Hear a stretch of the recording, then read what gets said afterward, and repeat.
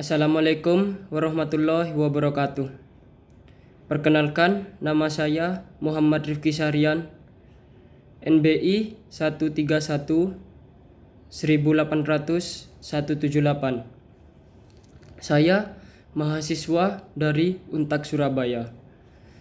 Tujuan saya membuat video ini untuk memenuhi wadah kuliah metodologi penelitian hukum dengan dosen pengampu Bapak Sofyan SH MH. Yang pertama, fakta hukum. Fakta hukum, fakta atau keadaan yang dibantah atau yang bersesuaian satu sama lain berdasarkan keterangan saksi dan keterangan terdakwa serta barang bukti yang relevan dengan unsur dakwaan. Proposisi adalah pernyataan dalam bentuk kalimat yang dapat dinilai benar dan salahnya. Proposisi merupakan unit terkecil dari pemikiran yang mengandung maksud sempurna. Jika kita menganalisis suatu pemikiran dalam buku itu, kemudian lebih khusus lagi dalam babnya, dalam paragraf, dan akhirnya pada unit yang tidak dapat dibagi, yakni disebut proposisi.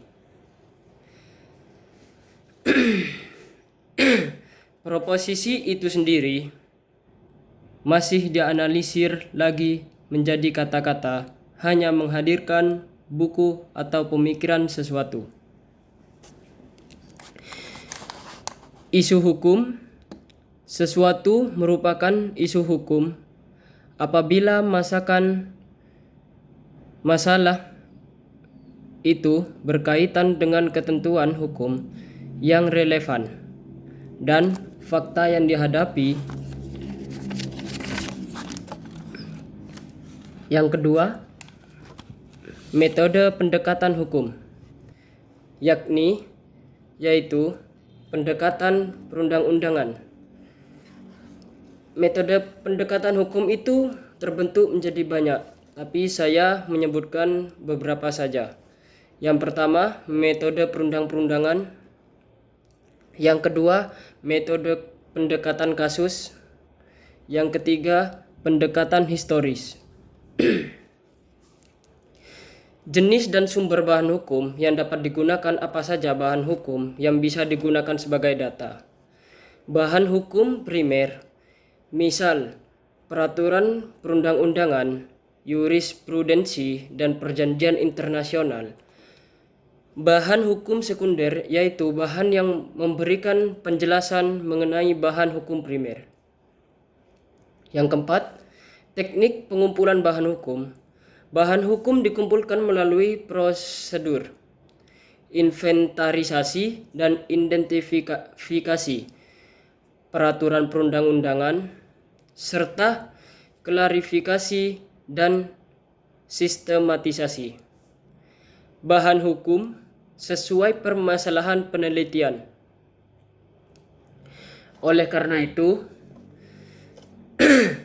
teknik pengumpulan bahan hukum yang digunakan dalam penelitian ini adalah dengan studi kepustakaan.